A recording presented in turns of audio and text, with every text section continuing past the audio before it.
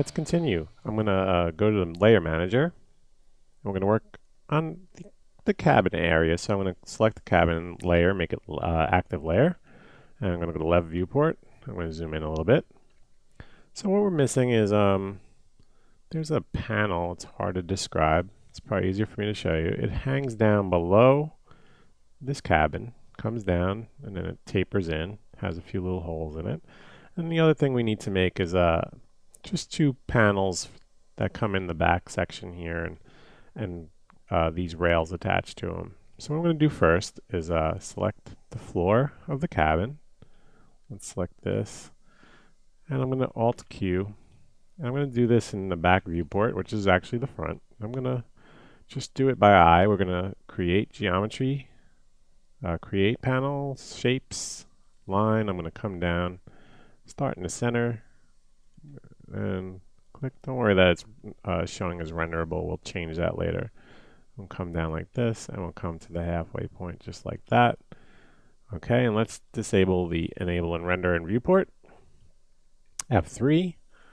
Let's convert that. We don't even need to convert it, so that'll spline. We're going to just shift and drag that right now as a copy, and we'll mirror it just like that. And let's make sure we're in the middle. Okay, let's attach the two splines. I'm going to take this one. I'm going to roll down a little bit, and when I see attach, I'm just going to click on attach, attach the other one. There we go. And now we're going to go to vertex selection. I'm going to select these two verts. I'm going to fuse, then weld. Same at the bottom. Fuse, weld. I think we're going to backspace or delete those. Let's delete those, just like that. And let's do this. Let's make a couple circular splines. I think like right around here. Let's just do this. Shift and drag it as copy. And let's take both and do the same. So they line up similar on the other side as they do on that side, just like that. Now we'll grab the original spline and attach these circles to them with the attach tool. Hold on one second. There we go. 1, 2, 3, 4. Okay. And we'll undo attach. Let's go to perspective. And let's do actually a bevel instead of an extrude. And zoom in a little so we can see what's going on. And let's just change this value. There we go. And exit isolation. And we need to move that back. It's kind of at the middle of the train. So I'm going to lock it with the space bar. I'm going to use the move tool, and I'm just going to come in there and pull this back so it's at the back of the cabin. I'm going to zoom in a little bit. Let me kick it up just a touch. There we go. That's all it is like a little cover or panel. So I'm going to save the file right now. And the last thing we're going to do is just make a little wall section that kind of we attach this handle to, this handrail. Let me grab one. Grab a side wall, the floor, and the roof. Alt and Q to isolate. I'm going to go Shift B for back viewport. And very quickly, I'm going to just do this. Click. I'm going to make a spline that matches these shapes. Let's just click that there and say yes. We can adjust it. Let's turn off renderable.